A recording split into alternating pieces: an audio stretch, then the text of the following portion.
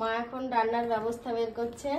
ঝিঙে, জানো মা, পাকা পাকা ঝিঙে না আমার ভাল লাগে চচ্চড়ির মধ্যে খাবার, মানে চিবাতে চিবাতে ভাল লাগে, ছিবড়ি ছিবড়ি হয়, বেশ মুখে লাগে। তো দেখো সকাল কটা বাজে আর মানে ব্লগটা স্টার্ট করা হয়নি। মা দেখি সবজিগুলো বের করছে, ভাবলাম ব্লগটা স্টার্ট করি। আর এই যে চাল কুমড়ো ভাবছিলাম যে রান্না বসাবো, দিয়ে এক্ষুনি ফোন করলো, নেল এক্সটেনশন করাতে আসছে। তো ভাবলাম ওই কাজটা সেরেই তারপর রান্না করব, কারণ ওই বোনটা বাড়ি থেকে বেরিয়ে পড়েছে। এখন যদি রান্না করতে যাই হবে না, আর এত সকালে রান্না করে লাভও নেই। কটা ভাত রয়েছে, মুড়ি, চাল ভাজা সব কিছু রয়েছে। মোটামুটি আমার আমি যদি 9টাতে বসি, 10টা 11টা 11:30টার মধ্যে কমপ্লিট হয়ে যাবে। আমার তো মুড়ির ঢপে সব মুড়ি বোঝাই করা, এমনকি মুড়ির প্যাকেটও বাইরে রয়েছে। এখন চাল ভাজা রাখার জন্য একটা বড় কৌটো দেখতে হবে আমাকে। আবার সমস্ত কৌটো সব ভরা ভরা, কদিন আগে মাসকাবাড়ি দোকান সদাই আনা হলো, ওগুলো সব ভরে ভরে রাখা হয়েছে। তাও দেখি ব্যবস্থা করে কিছুতে তো কিছু একটা রাখতে হবে। এর আগে যখন আমার দেওরের বিয়ে হয়েছিল, তখন প্রথম আমি নেল এক্সটেনশন করি। তো তারপরে এই যে সামনে দুর্গাপুজো, সেই উপলক্ষে ঘষা মাজা শুরু করে দিয়েছি। তবে আমি বলবো, একবার নেল এক্সটেনশন করার পর কিছু সময় দিতে হয় নখটাকে ঠিকঠাক তৈরি হওয়ার জন্য, কারণ একবার এটা করলে না তারপরে নখটা বেশ দুর্বল হয়ে পড়ে। আমি তো এর আগে করেছি, তো আমার নিজস্ব অনুমান থেকে বলছি, জানি না কার সাথে কীরকমটা মনে হয়। আমার যেন মনে হয় নখটা ঘষা মাজার পরে বেশ দুর্বল হয়ে যায়।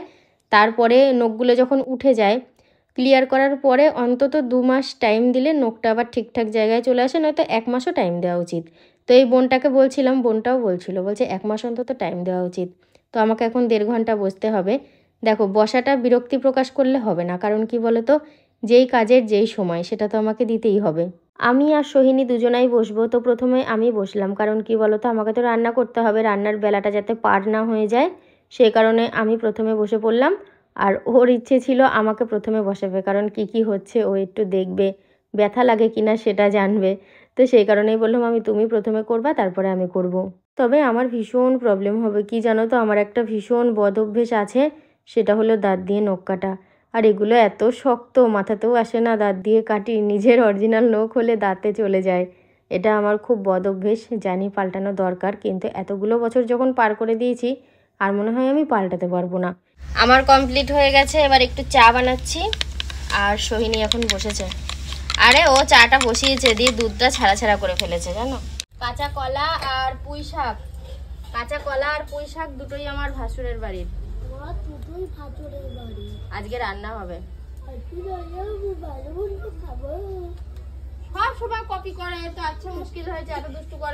বেশ কয়েকদিন গাড়িটা বের হয়নি, আজকে গাড়িটা একটু বের হবে, তেল ভরাও দরকার আছে, সেটাও ভরবে। আর তার সাথে মাকে দিদির বাড়ি পৌঁছিয়ে দেবে। আমার তো নেল এক্সটেনশন কমপ্লিট হয়ে গেছে, তোমাদেরকে দেখালামই। কিন্তু চলো একবার ঘরে গিয়ে দেখি সোহিনীর অবস্থা কি হচ্ছে। সোহিনীর অবস্থা আর তার সাথে যারা রয়েছে সবার অবস্থা পুরো জেরবার, কেন জানো, অনেকক্ষণ ধরে লোডশেডিং। আজকে আমাদের প্রকাশ কিন্তু একদম আমাদের পিছন ছাড়ছে না, সকাল থেকে দেখো যেখানেই যখন ক্যামেরা ওপেন করছি ওকে তোমরা দেখতে পাবে, মানে ও খুব মনোযোগ সহকারে দেখছে কোমরে হাত দিয়ে যে কি বানাচ্ছে। চা, চাল ভাজা এগুলো তো খাওয়া হলো, এবার এগুলো কুটে বেছে রান্না বসাতে হবে। তো ঝিঙে পোস্ত হবে, ঝিঙেগুলো আলাদা করে কুটবো। তো আরও একবার ঘরে আসা হলো তোমাদেরকে শেয়ার করার জন্য। এবার তো লাইন চলে এসছে, তোমরা দেখে বুঝতেই পারছো, আর হয়েও যাবে, তাড়াতাড়ি হয়ে এসছে প্রায়। ওর সোহিনীরটা কমপ্লিট হয়ে গেছে, একবার তোমাদেরকে দেখিয়ে দিচ্ছি, দাঁড়াও, ও তো কলপারে রয়েছে, এদিকটায় আসুক। এ দেখো, এই হলো সোহিনীরটা। সোহিনীর আর আমার একটু অন্যরকম হয়েছে, আর ওই হলো আমারটা। তো যাই হোক, চলো এবার রান্নাবান্না কি কত দূর এগোলাম সেটা তোমাদেরকে একবার দেখাই। ওখানে তো মামা ভাগ্নে চুলে কালার করবে বলে কালার খুঁজছে, কালার বলতে কালো কালার করবে। আর এই হচ্ছে ঝিঙে, ঝিঙে দিয়ে জল বেরিয়ে অনেকটা হয়ে গেছে, ক্যামেরাটা ঘোলা লাগছিল, দেখো যেই হাত দিয়ে মুছে দিলাম কি সুন্দর ক্লিয়ার হয়ে গেল। তো পোস্ত রয়েছে এখনও শিলে, এবার শিল থেকে যাচ্ছে কড়াইয়ে। পোস্তটা না লাস্টে দিলে স্মেলটা ভালো থাকে। হলুদটা একটু কমই দিয়েছি, অনেকে তো হলুদ দেয়ই না, তো একদম হলুদ না দিলে আমার কর্তা আবার খেতে চায় না, একটু রং না আসলে, ওই জন্য দিয়েছি। আর পোস্তর মধ্যে যদি একটু কাঁচা সর্ষের তেল না পড়ে স্বাদটাই যে খুলবে না, ওই জন্য একটু কাঁচা সর্ষের তেল দিয়ে দিলাম। এবার একটু নাড়াচাড়া করে একটু হালকা শুকনো শুকনো হয়ে আসলে তারপরে নামিয়ে নেব। ঝিঙে পোস্ত, একটু পাকা ঝিঙে, কাঁচা কলা, চাল কুমড়ো দিয়ে পুঁই শাকের তরকারি, এই হচ্ছে আজকের রান্না। ও বললো কি আর ডাল করতে হবে না, থাক এই দিয়েই খাওয়া হয়ে যাবে। ফালতু ডাল করলে থেকেও যায়, উঠতেও যায় না। তো সেই কারণে আর ডালটা বানালাম না। তো দেখো রান্নাঘরের অবস্থা পুরো ছড়ানো ছিটানো, মানে রান্নার মাঝপথ। এটা হচ্ছে মাথার চুলের কালার, আমি একটু কেটে দিচ্ছি। ওই রাজু কালার করবে, সেলুনে যায়নি, ওর মামাই বাড়িতে করে দেবে। তো এই দেখো আমার ঝিঙে পোস্ত পুরো কমপ্লিট হয়ে গেছে। যখন আমি ঝিঙেগুলো কুটছিলাম কত লাগছিল, এক গামলা মনে হচ্ছে সে একটা ছোট ডেচকি আছে চাল ধুই আমি, ওটার এক ডেচকি হয়ে গেছে। কিন্তু দেখো রান্নার পর কতটুকুনি হয়ে গেল। রান্না কমপ্লিট হয়ে গেছে, বাবাকে খেতে দিয়ে দিয়েছি। আজকে তো আর দুপুরে মা বাড়িতে নেই যে খেতে দেবো। তো সমস্ত কিছু রান্নাঘর থেকে আমি ঘরে তুলেও রেখেছি। তো আমি লাস্টে বাসন মাজতে এসেছি। এখনও বাসন মাজার পর কিছু কাজ আছে, সেগুলো কমপ্লিট করে স্নান করতে হবে। আর ওদিকে যে আমার ছাদে জামা কাপড় মেলা রয়েছে সেটা একদম মনেই নেই। দেখেছো ছাদে কত জামা কাপড় মেলা? আমি পুরো ভুলে গুলে খেয়ে নিয়েছি। তবে আমি যে এখন এসেছি সেটাও নয়, এসেছে আমার কর্তা। আমি ভুলেই গেছি। ও যখন এই শুকনো জামা কাপড়গুলো মানে নিচে নামিয়ে সোফায় রেখেছে, তখন আমার মনে হলো তাই তো ছাদে যে জামা কাপড় ছিল, যদি বৃষ্টি চলে আসতো তাও মনে হয় আমার মনে থাকতো না। যাক, ও আমাকে অনেক হেল্প করে। মানে আমি একটা কোনো কাজে থাকলে ও চেষ্টা করে বাকি কাজগুলোর দিকে একটু নজর দেওয়ার।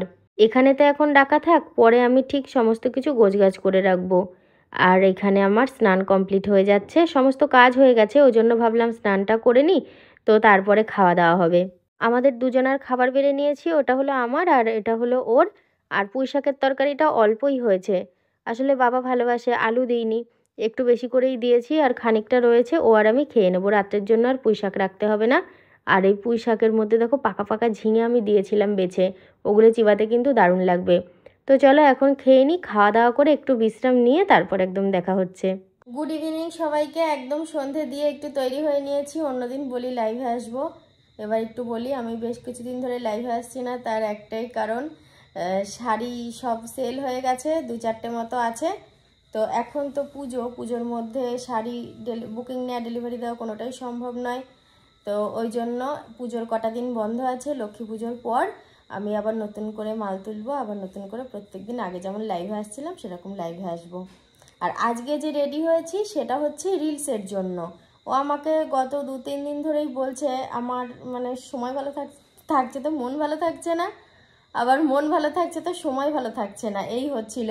তো আমি নিজের থেকেই রেডি হয়ে নিলাম, ও ঘুমাচ্ছিল, ওকে ডাকলাম, ও একটু বাইরে গেল, চোখে মুখে জল দিয়ে আসুক, জামা প্যান্ট পরুক, তারপরে ভিডিও শুরু করব। আর আমি যে আজকে শাড়িটা পরে আছি না, এই শাড়িটা কিন্তু আমার কেনা না, অনেক দিন আগে এক সাবস্ক্রাইবার বোন আমার বাড়ি এসে দিয়ে গেছিলো। তো আমি বেশ কয়েকবার পরেছি, কিন্তু অনেক কদিন বাদে আবার পরলাম। আর পরলাম বলেই তার কথা মনে হলো, আর ভিডিওতেও শেয়ার করে দিলাম। আমার কর্তা আমাকে চায়ের নেশা করিয়ে ছাড়বে, এটা প্রতিজ্ঞাবদ্ধ, আমি বুঝতে পারছি। তুমি খেয়ে এসছো তো? দাঁড়াও দাঁড়াও, মা আবার পকেটে বিস্কিট, বাহ। তবে আর কি, আমি এই চাটা খেয়ে নিয়ে একটু কাজের জন্য এনার্জিটা আরো বাড়িয়ে নিই। ও ততক্ষণ লাইট সেট করুক, আর ততক্ষণ কি গো, ওই যে লাইভ করতাম যে একটা বড় লাইট আছে না, রিং লাইট বাদে ওই লাইটটাও লাগাও, খুব সুন্দর কোয়ালিটি আসে। কাজ কমপ্লিট হলো। আরে কিরকম সমস্যা জানো, কদিন আগে লাইভ করতে করতে রিং লাইটটা চটাস পটাস করে সে বাজি ফোটার মতো আওয়াজ হচ্ছিল, দিয়ে বন্ধ হয়ে গেল। দিয়ে একটা মিস্ত্রি ডেকে সারানো হলো গত পরশুদিন, দিয়ে তারপর থেকে জ্বালানো হয়নি। আজকে জেলে যেই ভিডিও করা হচ্ছিল অমনি আবার সেম চটাস পটাস করে আওয়াজ হয়, আবার বন্ধ হয়ে গেল। কাজের জিনিস যদি বন্ধ হয় ভাল লাগে বলো? আরো ভিডিও করা হতো নাহলে কয়েকটা, তাই না বলো? ঠিকই বলেছে। আর আমার গিন্নি যে মোবাইলে হাত দিয়েছে তখনই কিন্তু আরম্ভ হয়েছে, দিয়ে বলছে চা মোবাইলটা কিছু হয়ে গেল নাকি, মোবাইলটা বাস্ট করবে নাকি, আমার মাথায় ওঠেনি রিং লাইটটা খারাপ হয়ে গেছে। আবার ওই মিস্ত্রিকে খবর দিতে হবে, দিয়ে আবার ঠিক করে দিতে হবে। কিন্তু কাজের জিনিস বারবার ঠিক করেও যদি এত বারবার সমস্যায় পড়তে হয় খুব অসুবিধা। কিন্তু ধরো বেশ কয়েকটা ভিডিও হয়ে যাওয়ার পরেই প্রবলেমটা হলো, ঠিক আছে, নাহলে ওই হয়তো শুরু করেছি সেই মুহূর্তে হলে কাজের এনার্জিটাই নষ্ট হয়ে যায়, রাগও ধরে যায় নিজেদের মধ্যে। মানে কি প্রচন্ড রাগ হয়, ওর বেশি একটা কাজ করছি তো, কাজ করতে করতে যদি এরকম হয়ে যায় কিছু করার নেই, কিন্তু কপালটাকে মেনে নিতে হবে, তাই না? তো এখন যাবো, চেঞ্জ করব, দিয়ে ওই রাত্রের খাবার দাবারের ব্যবস্থা করব। যে কত লাগবে দিয়ে যাবে। হ্যাঁ, কেন? দুধ, দুধ, খাঁটি দুধ, তাই তো? এখন দেবা না একবারে দিয়ে দেবা? কি টাকা তুমি যা ভালো বুঝবা, একবারে দিয়ে দেবো। 3 দিন নেওয়া হবে তো না? হ্যাঁ হ্যাঁ। যে দুধ রাখা হলো, এখনো রুটি করব, দুধ জাল দেব, প্রচুর কাজ। একটু পাড়ায় গিয়েছিলাম, পাড়া থেকে বাড়ি আসলাম, বাড়ি এসে একটু দুধ জাল দিলাম, জাল দেওয়ার পরে দুধ দিয়ে মুড়ি দিয়ে আমি আর গিন্নি দুজনাই খেলাম। ভাত যে কখন খাওয়া হবে তা আমি হয়তো বলতে পারছি না। আমার গিন্নিকে কিন্তু অনেকক্ষণ ধরে বলছি তুমি দুটো ভাত খেয়ে নাও, বলছে ভাতের খিদে নেই। এই যে আমার গিন্নি এখানে দেখো, গুটি সুটি মেরে পড়ে আছি শীতের মতো, মনে হচ্ছে যেন খুব শীত লাগছে আর শীতের জন্য আমি শুয়ে রয়েছি। কিন্তু আর কিছুদিনের মধ্যেই তো মানে দুর্গাপুজো পার করে গেলেই শীত, ঠান্ডা পড়ে যাবে, তখন যে আমার দুর্গাপুজো গিন্নি, পার করে গেলেই শীত, এটা ঠিক। তখন যে আমার গিন্নি কি করবে? আমি না আগুন পুড়িয়ে কাটিয়ে দেবো, ও তো আগুন পোয়াতে চায় না।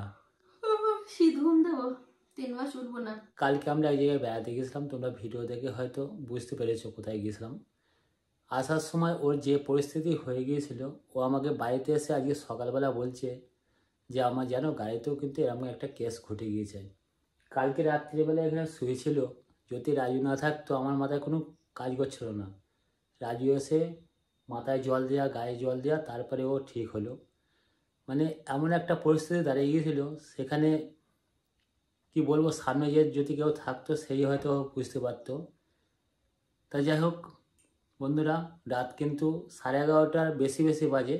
তাহলে বেশি কথা আর বললাম না, আজকের মতন ভিডিওটা এখানেই শেষ করে দিচ্ছি। সবাই ভালো থেকো, সুস্থ থেকো, দেখা হবে নতুন একটা ভিডিওর সাথে। Tata, good night. Good night.